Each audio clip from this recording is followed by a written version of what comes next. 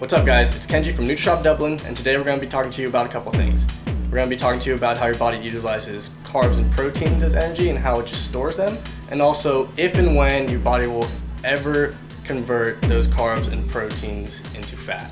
So first off, we're going to talk about carbs. Whenever you eat carbs, whether it's a simple carb or complex carb, your body's going to convert it into glucose. From there, the glucose could either go down two pathways. It could either be used as ready energy for ready fuel, or it could be stored later in the form of glycogen. Once your body has converted the carbs into glucose to be used as ready energy and has stored its glycogen levels, then your body will convert it into fat and it will be stored there. But this only happens if you're in a caloric surplus.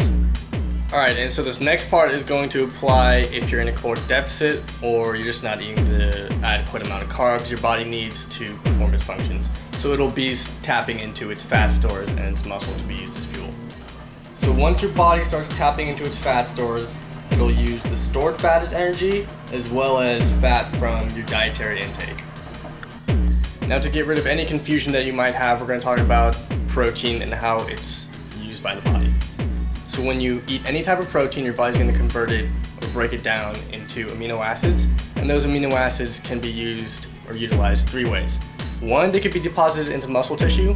Two, they could be wasted away via urine. And three, they could be stored as fat after converted into glucose. So once your body has already used all of its glycogen and its glycogen stores, it'll start to reach into its fat stores and muscle to be used as energy. If you have a high protein diet, the excess amino acids will be converted into glucose via gluconeogenesis. And that's simply just a term for amino acids being converted to glucose and then used as energy.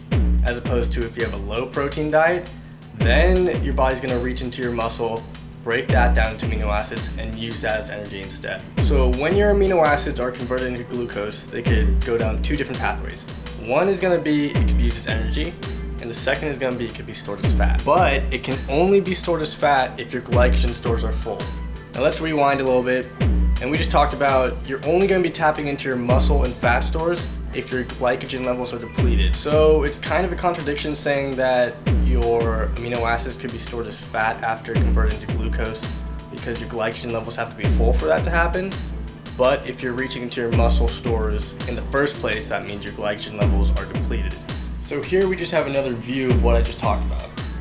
Your body's going to tap into its glycogen stores first off, and once those are depleted, it'll tap into its fat stores and muscle to be used as energy. If you have a low protein intake, your muscles will be broken down into amino acids and then be used as ready energy via gluconeogenesis. If you have a high protein intake, here the amino acids can either A, be deposited in the muscle tissue, B, be wasted away via urine, or C, be converted into glucose, and then from there, that glucose can be either used as ready energy or stored as fat. And what I just talked about only applies if you're not eating the adequate amount of carbs that your body needs or you're in a caloric deficit. Alright guys, that's it for today. Hopefully you learned something and it wasn't too confusing, but as always, if you had some questions or need some clarification, feel free to stop by the shop and we can help you out. And happy holidays from the Nutrishop Dublin family to yours. See you next time.